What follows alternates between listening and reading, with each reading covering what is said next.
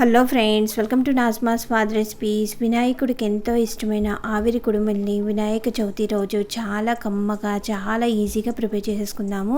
రెసిపీలోకి వెళ్ళే ముందు first time నా ఛానల్ చూసినట్లయితే సబ్స్క్రైబ్ చేయండి, లైక్ చేయండి. అయితే లేట్ చేయకుండా టేస్టీ కుడుములను అయితే ప్రిపేర్ చేసుకుందాము. నేను ఇక్కడ 1 కప్ అయితే బియ్యపు రవ్వ తీసుకున్నాను. మనం తీసుకున్న బియ్యపు రవ్వని కడాయిలో వేసుకుని స్టవ్ లో ఫ్లేమ్లో పెట్టుకుని ఒక 5 మినిట్స్ అయితే మంచిగా ఫ్రై చేసుకోవాలి.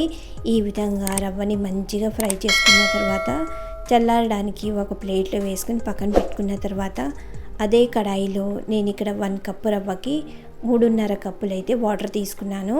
మనం తీసుకున్న రవ్వకి వాటర్ అయితే కరెక్ట్గా సరిపోతుంది. ఈ విధంగా వాటర్ అంతా కడాయిలో వేసుకున్న తర్వాత టేస్ట్కి తగ్గట్టుగా సాల్ట్, కొద్దిగా జీలకర్ర, సన్నగా తురుముకున్న అల్లం తురుము, కొద్దిగా 1/2 అవర్ ముందు నానబెట్టుకున్న 1/2 కప్పు పచ్చిశనగపప్పు వేసుకొని ఈ విధంగా మంచిగా ఒక బాయిల్ రావడం స్టార్ట్ అయిన తర్వాత మనం ముందుగా ఫ్రై చేసుకుని పెట్టుకున్న రవ్వని స్లోగా వేసుకుంటూ ఉండలు లేకుండా మంచిగా కలుపుకోవాలి.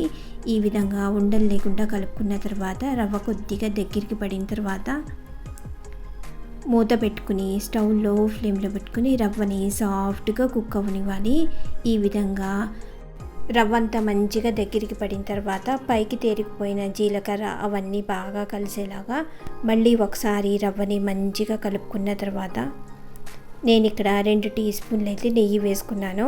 మనం వేసుకున్న నెయ్యి కూడా రవ్వలో బాగా కలిసేలాగా మళ్ళీ ఒకసారి రవ్వని బాగా కలుపుకొని మన రవ్వ కన్సిస్టెన్సీ ఇక్కడ చూపించిన విధంగా సాఫ్ట్గా ఉండేలాగా కుక్ అయిన తర్వాత స్టవ్ ఆఫ్ చేసుకుని చల్లారడానికి ఒక ప్లేట్లో వేసుకుందాము. నేను ఇక్కడ ప్లేట్కి కొద్దిగా నెయ్యి అప్లై చేసుకుని మనం ముందుగా ప్రిపేర్ చేసుకుని పెట్టుకున్న రవ్వని ప్లేట్లో వేసుకుని కొద్దిగా గోరువెచ్చగా ఉన్నప్పుడు నేను ఇక్కడ 1/2 కప్ అయితే పచ్చి కొబ్బరి తురుము వేసుకున్నాను. ఈ విధంగా పచ్చి కొబ్బరి తురుము వేసుకుంటే మన కుడుముల్లో చాలా కమ్మగా చాలా టేస్టీగా ఉంటాయి. మనం వేసుకున్న పచ్చి కొబ్బరి తురుము అంతా రవ్వలో బాగా కలిసేలాగా మంచిగా కలుపుకున్న తర్వాత కొద్దిగా రవ్వని చేతిలో తీసుకుంటూ రౌండ్ లడ్డూల్లాగా ప్రిపేర్ చేసుకోవాలి. మనకి ఇక్కడ ఏ సైజులో కుడుములు కావాలనుకుంటే ఆ సైజులో ఈజీగా ప్రిపేర్ చేసుకోవచ్చు. నేను ఇక్కడ కొద్దిగా పెద్ద సైజులో ఉండేలాగా కుడుములను అయితే ప్రిపేర్ చేసుకున్నాను. మిగతా రవ్వని కూడా సేమ్ ఇదే విధంగా రౌండ్ లడ్డూల్లాగా కుడుములన్నీ ప్రిపేర్ చేసుకోవాలి. ఈ విధంగా కుడుములన్నీ ప్రిపేర్ చేసుకుని ఒక ప్లేట్లో పెట్టుకున్న తర్వాత స్టవ్ మీద ఒక వెడల్పాటి గిన్నె పెట్టుకుని 1 కప్పు వాటర్ వేసుకుని నేను ఇక్కడ చిల్లులు ఉన్న గిన్నెలో మంచిగా స్టీమ్ చేసుకున్నాను. మీ దగ్గర ఇలాంటి గిన్నె లేకపోతే కనుక ఇడ్లీ గిన్నెలో కూడా మంచిగా స్టీమ్ చేసుకోవచ్చు. ముందుగా ప్రిపేర్ చేసుకున్న కుడుములన్నీ గిన్నెలో వేసుకుని స్టవ్ లో ఫ్లేమ్లో పెట్టుకుని 15 to 20 మినిట్స్ అయితే మంచిగా స్టీమ్ చేసుకోవాలి.